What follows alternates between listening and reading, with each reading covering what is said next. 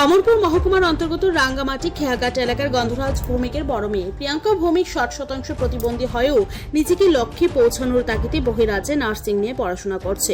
তার বাবা গন্ধরাজ ভৌমিক একজন দিনমজুর এবং মা সীমা ভৌমিক লোকের বাড়িতে কাজ করে সংসার প্রতিপালন সহ 2 মেয়েকে পড়াশোনা করিয়ে যাচ্ছে। এই হতদরিদ্র পরিবারের বিপিএল কার্ড থাকা সত্ত্বেও সরকারি কোনো প্রকার সুবিধাই পাচ্ছে না। প্রধানমন্ত্রী আবাস যোজনার ঘরও পায়নি এই হতদরিদ্র পরিবারটি। তাদের বড় মেয়ে প্রিয়াঙ্কা ভৌমিক 60% প্রতিবন্ধী।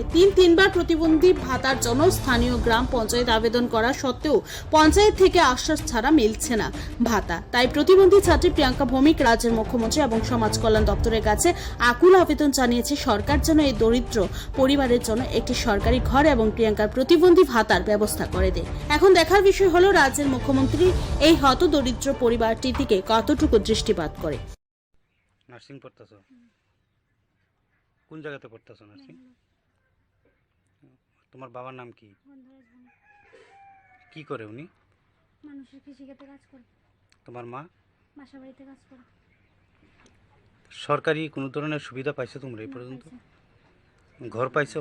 না। তোমার যে একটা বিকলাঙ্গ সার্টিফিকেট দেখলাম, ওইখানে তো কত পার্সেন্ট আছো? 60% হ্যান্ডিক্যাপ। তো সরকার থেকে তো তুমি ভাতা পাইতে পারো, কিন্তু তুমি আবেদন করছো? হ্যাঁ, 3বার আবেদন করছি। কোন জায়গাতে আবেদন করছো? পঞ্চায়েতে নাকি? পঞ্চায়েতে আবেদন করছি। তো ভাতাটা কি কারণে হইল না? তারা জিজ্ঞাসা করলে কই হইব এটা তো আর আমরা করতে পারি না। আচ্ছা আচ্ছা। তো কি দাবি এখন তোমার সরকারের কাছে?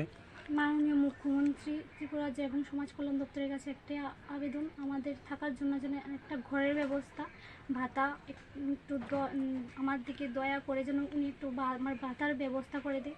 আমার পড়াশোনার কাজে ওটা কাজে লাগবে, আর আমাকে যেন একটা কর্মসংস্থানের ব্যবস্থা করে দেয়। এই জায়গাটার নাম কি? অমরপুর রাঙ্গামাটি খেয়াঘাট। তোমার নাম?